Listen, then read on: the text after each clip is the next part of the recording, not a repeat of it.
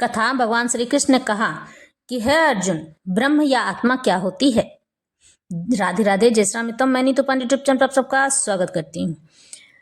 इस प्रसंग का वर्णन भगवत गीता में मिलता है। भगवान श्री कृष्ण आज अर्जुन को समझाते हैं कि ब्रह्म क्या होता है। लोग समझना नहीं चाहते हैं। आत्मा क्या होती है यह भी नहीं जानना चाहते हैं, जबकि इतनी सरल भाषा में और इतना शुद्ध भाषा में मैं आपको समझाऊंगी कि आपको समझ आ जाएगा। क्योंकि ब्रह्म का अर्थ पर ब्रह्म से जुड़ा होता है, यानी जो मनुष्य, जो मानव, जो जीव ईश्वर की भक्ति में लीन हो जाता है, ईश्वर को ही अपना सब कुछ समझने लगता है, ईश्वर को अपना सर्वस्व सब कुछ अपना अर्पित कर देता है। मन, कर्म और वचन। मन का अर्थ होता है अपने मन में बसने वाली इच्छाएं। कर्म का मतलब होता है कि जो अपने माता पिता, भाई बंधु आदि सबकी सेवा की है, वो कर्म भी तुम्हारे हुए। पाप, पुण्य, सब चीज का हिसाब किताब मेरे हाथों पाप होगा तो उसके जिम्मेदार आप होंगे, पुण्य होगा तो उसके भागीदार भी आप ही होंगे। मैं उस पुण्य का कोई भागीदार नहीं होऊंगा। इसके बदले में भगवान आपको बहुत से पुण्य प्रदान करते हैं। यही नहीं, वो अपने पास रखते हैं जिसे ब्रह्म कहा जाता है, यानी कि निष्काम भक्ति ईश्वर की, बिना उनसे कुछ इच्छा रखे भक्ति करने पर ही मनुष्य को ब्रह्म की उपाधि प्राप्त होती है, जिसे आत्मा, शुद्ध आत्मा कहते हैं। और जब मनुष्य ईश्वर के प्रति इतनी आसक्त हो जाता है कि वह ईश्वर को ही अपना सब कुछ मानने लगता है, उनके चरणों में ही अपना जीवन जीने की इच्छा रखता है, उसे समाज के कुछ भी चीजों से कोई लेना देना नहीं होता है। भगवान इसी बात को यहाँ समझा रहे हैं कि हे अर्जुन, ब्रह्म क्या है और आत्मा क्या होती है। आत्मा मेरी ही ऊर्जा शक्ति है। मेरी ही ऊर्जा सबके नाभि में स्थित होती है, जो कि शरीर को चलाता है, और कोई चीज शरीर को नहीं चला सकती है। यहाँ पे एक छोटी सी बात यानी छोटी सी कथा का अनुसरण होता है जो ब्रह्म पुराण में कही गई थी। भगवान ब्रह्मा मनुष्य की आकृति बना रहे थे, जीवों की आकृति बना रहे थे। आकृति तो वो बनाते थे और उसके अंदर में सूक्ष्म शरीर भी डालते जा रहे थे, लेकिन वह शरीर चलता नहीं था, बात नहीं करता था, कुछ कर नहीं पाता था।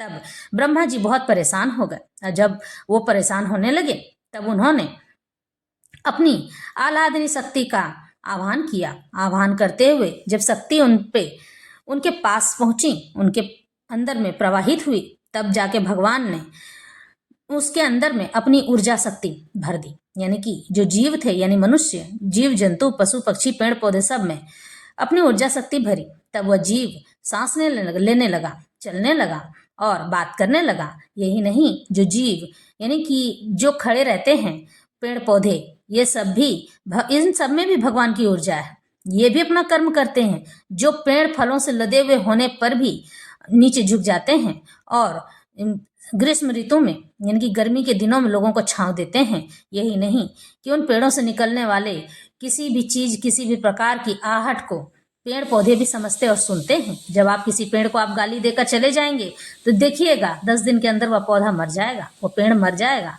यही तो बात है। सभी जीव जंतु हमारे ईश्वर की देन है। ईश्वर यही बात समझाना चाहते हैं, जो मुझ तक पहुंच पाता है वही ब्रह्म कहलाता है, और उसी की आत्मा शुद्ध होती है, वही ब्रह्म या वही आत्मा है। ईश्वर हमें यह बताना चाहते हैं, जिसे हमारे संस्कृत भाषा में ज्ञेय कहा गया है। ज्ञेय की उपाधि दी गई है। ज्ञेयम यत् प्रवक्ष्यामि यज्ञात्वा मृत मश्नुते अनादि मत परम ब्रह्म न सत्य ना सुदुच्यते। अब मैं तुम्हें ज्ञेय के विषय में बतलाऊंगा। भगवान श्री कृष्ण अर्जुन से कह रहे हैं, जिसे जानकर तुम नित्य ब्रह्म का आस्वादन कर सकोगे। यह ब्रह्मा या आत्मा जो अनादि है और मेरे अधीन है, इस भौतिक जगत के कार्य कारण से हमेशा परे है, यानी कि अलग है। भगवान ने क्षेत्र तथा क्षेत्रज्ञ की व्याख्या की। क्षेत्र का मतलब होता है शरीर, क्षेत्रज्ञ का मतलब होता है मन। उन्होंने क्षेत्रज्ञ को जानने की विधि की भी व्याख्या की, यानी कि मन को जानने का। अब वे ज्ञेय के विषय में बता रहे हैं, यानी पर ब्रह्म और आत्मा का मिलन, यानी कि पर ब्रह्म से ब्रह्म में विलीन होना। पहले आत्मा के विषय में, फिर परमात्मा के विषय में। ज्ञाता यानी जानने वाला, अर्थात आत्मा का परमात्मा दोनों ही के ज्ञान से मनुष्य जीवन अमृत का आस्वादन कर सकता है, यानी स्वाद चख सकता है। जैसा कि द्वितीय अध्याय में कहा गया है, जीव नित्य है, यानी हर जगह है। इसकी भी यहाँ पुष्टि हुई है, यानी कि भगवान ने इसके बारे में भी बताया, जीव के उत्पन्न होने की कोई निश्चित तिथि नहीं है, कोई भी निश्चित तिथि तय नहीं की गई है, न ही कोई परमेश्वर से जीव आत्मा के उत्पन्न होने का इतिहास बता सकता है, इसलिए वह अनादि है। इसकी पुष्टि वैदिक साहित्य से होती है। न जायते म्रियते व विपश्चित, शरीर का ज्ञाता यानी जानने वाला न तो कभी उत्पन्न होता है और न मरता है, वह ज्ञान से परिपूर्ण होता है। वैदिक साहित्य में भी परमेश्वर को परमात्मा रूप में प्रधान, क्षेत्रज्ञ, पति, गुणेश, शरीर का मुख्य ज्ञाता यानी कि जानने वाला, प्रकृति के गुणों का स्वामी कहा गया है। यानी कि स्मृति वचन है, याद है। दास भूतो हरे रैव नान्यस्यैव कदाचन, जीवात्माएं यानी कि जिन जीवों में आत्मा होती है सदा भगवान की सेवा में लगी रहती है। देखिए यहाँ बता रहे हैं भगवान ना कि जो ईश्वर की सेवा में लगी रहती है, इसकी पुष्टि भगवान चैतन्य के अपने उपदेशों में भी है। अतएव इस श्लोक में ब्रह्म का जो वर्णन है वह आत्मा का ही है। और जब ब्रह्म शब्द जीवात्मा के लिए व्यवहृत होता है तो वह यह समझना चाहिए कि वह आनंद ब्रह्म न होकर विज्ञान ब्रह्म है। आनंद ब्रह्म ही पर ब्रह्म भगवान है।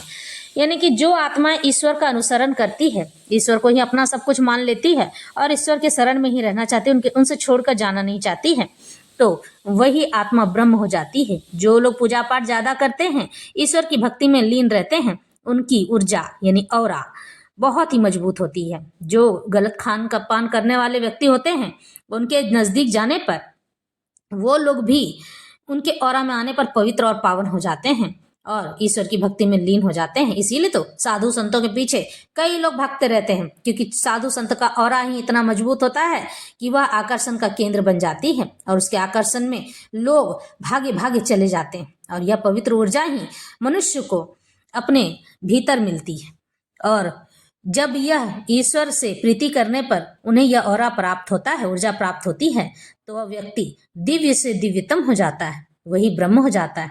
सर्वतः पाणिपादम तत्सर्व तो अक्षिसी रो मुखम सर्वतः श्रुतिमलोके सर्वमावृत्य तिष्ठति। उनके हाथ, पांव, आंखें, सिर तथा मुंह तथा उनके कान सर्वत्र हैं। इस प्रकार परमात्मा सभी वस्तुओं में व्याप्त होकर अवस्थित है। जिस प्रकार सूर्य अपनी अनंत रश्मियां को विकीर्ण करके स्थित है, उसी प्रकार परमात्मा या भगवान भी हैं। वे अपने सर्वव्यापी रूप में स्थित रहते हैं और उनमें आदि शिक्षक ब्रह्मा से लेकर छोटी सी चींटी तक के सारे जीव स्थित हैं। उनके अनंत सिर, हाथ, पांव तथा नेत्र हैं और अनंत जीव हैं। ये सभी परमात्मा में ही स्थित हैं, इसलिए परमात्मा सर्वव्यापक है। लेकिन आत्मा यह नहीं कह सकता कि उसके हाथ, पांव तथा नेत्र चारों दिशाओं में है। यह संभव ही नहीं है। यदि वह अज्ञान के कारण, अज्ञानता के कारण यह सोचता है कि उसे उसका ज्ञान नहीं है, उसके हाथ तथा पैर चतुर्दिक प्रसरित हैं, लेकिन समुचित ज्ञान होने पर वह ऐसी स्थिति में आ जाएगा। तो भगवान कहते हैं कि परमात्मा अपना हाथ असीम दूरी तक फैला सकता है, लेकिन आत्मा ऐसा नहीं कर सकता है। भगवद गीता में भगवान कहते हैं कि यदि कोई उन्हें पत्र, पुष्प या जल अर्पित करता है तो वे उसे स्वीकार करते हैं। यदि भगवान दूर होते हैं तो फिर इन वस्तुओं को वो कैसे स्वीकार कर पाते हैं? यही भगवान की सर्वशक्तिमत्ता है। यद्यपि वे पृथ्वी से बहुत दूर अपने धाम में स्थित हैं, तो भी वे किसी के द्वारा अर्पित कोई भी वस्तु अपना हाथ फैलाकर ग्रहण कर सकते हैं। यही उनकी शक्तिमत्ता है, यानी कि उनकी यही शक्ति है। ब्रह्म संहिता में कहा गया है, गोलोक एव निवसत्य खिलात्म भूत भूतः। यद्यपि वे अपने दिव्य लोक में लीलारत रहते हैं, फिर भी वे सर्वव्यापी हैं, सब जगह हैं। आत्मा ऐसा घोषित नहीं कर सकती है, वह सर्वव्याप्त है। इसलिए इस श्लोक में आत्मा नहीं परमात्मा या भगवान का वर्णन हुआ है। सर्वेंद्रिय गुणाभासम सर्वेंद्रिय विवर्जितम आसक्तम सर्वभ्रीश्चैव निर्गुणम गुण भोकृति च। परमात्मा समस्त इंद्रियों के मूल कारण है, फिर भी वे इंद्रियों से रहित हैं। इंद्रियां यानी हमारी आंख, नाक, कान, मुंह और योनि, वे समस्त जीवों के पालनकर्ता होकर भी अनासक्त हैं। वे प्रकृति के गुणों से परे हैं, फिर भी वे भौतिक प्रकृति के समस्त गुणों के स्वामी कहे जाते हैं। बहिर्अन्तश्च भूतानां चरम चरमेव च सूक्ष्म त्वात् दविज्ञेयं दूरस्थम चान्तिके च तत्। परम सत्य जड़ तथा जंगम समस्त जीवों के बाहर तथा भीतर स्थित है। सूक्ष्म होने के कारण वे भौतिक इंद्रियों के द्वारा जानने या देखने से परे हैं। यद्यपि वे अत्यंत दूर रहते हैं, किंतु हम सबों के निकट भी हैं। भगवान हमारे पास ही हैं और उन्हें खोजने की जरूरत नहीं है। अविभक्तम च भूतेषु विभक्तमिव च स्थितम भूत भर्तृ च तज्ञेयम ग्रसिष्णु प्रभ विष्णु च।